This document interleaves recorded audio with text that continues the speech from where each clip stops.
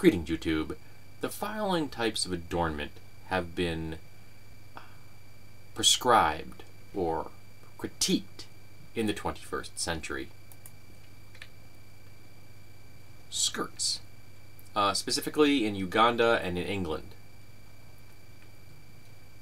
Leggings, in the US, twice, at least according to this article.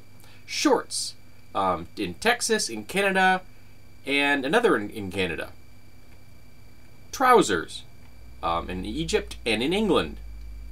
Underwear, in Kenya, in Canada, and in Kazakhstan. Makeup, in the UK. Prom dresses and clothing in North Carolina and Virginia specific. Dresses, Florida. Burqas, France. Niqabs in Australia and in... Oh, sorry, to Australia. Sorry about that. Hijabs in Qatar.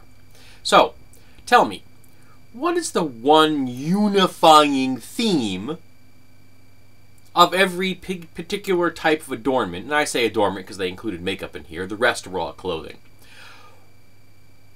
What's the one unifying theme amongst all these items? Who traditionally wears these items? Come on, you can guess.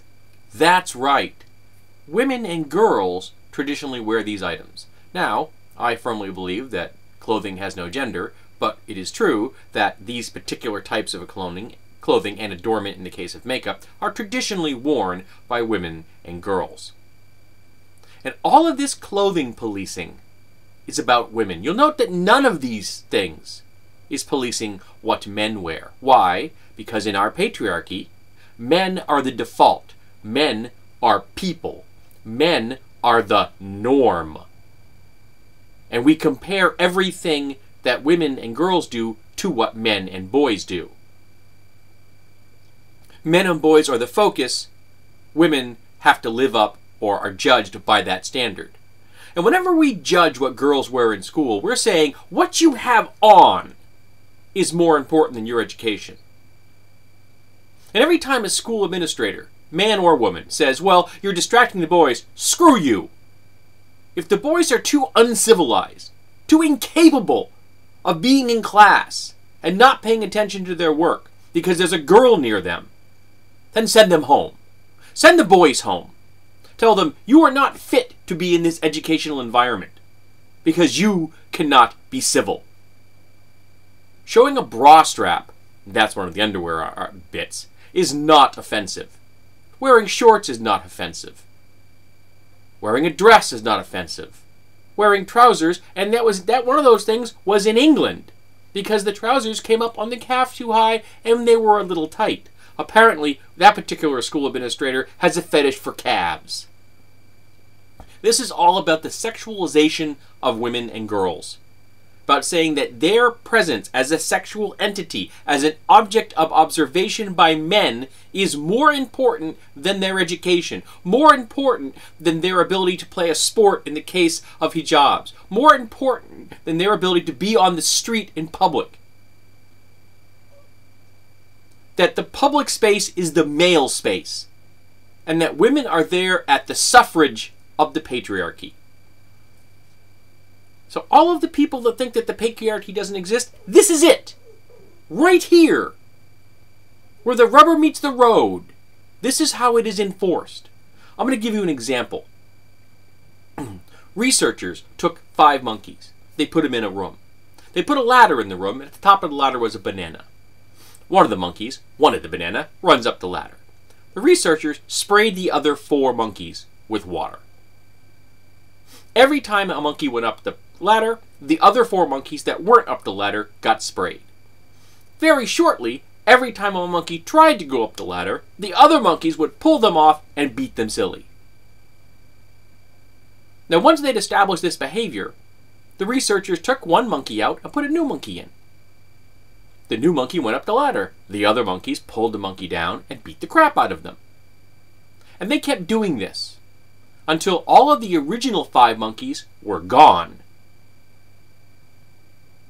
And they now had 5 new monkeys who had never been sprayed with water. Yet every time a monkey went up the ladder, the monkeys would pull the other one down and beat the crap out of them. Now, if you could have asked the monkeys, why did you do this? The monkeys probably would have replied along the lines of something like, that's what we do around here. The most dangerous statement in any culture is, that's the way it's always been done. And the things I'm giving you in this article here are examples of just that. There is no committee that is imposing these guidelines on our societies. These are things that are holdovers from the past, reinforced by men and women, mothers and fathers, brothers and sisters, generation after generation, even though there's no one telling them directly you should or shouldn't do this any longer. Because society has just pulled these toxic concepts into the very structure, the very DNA of their culture. And we keep perpetuating them.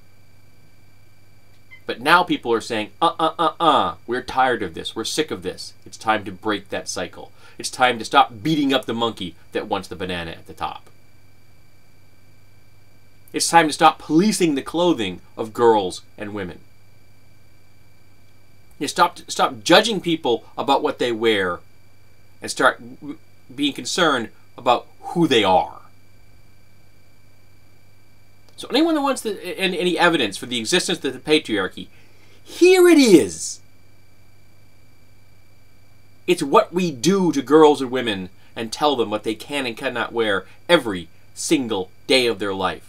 And it's 1,000 little things like this, pecking at their identities over and over and over again. 1,000 little messages every single day, in their home, in their schools, on the street, at work. And it's time it stopped.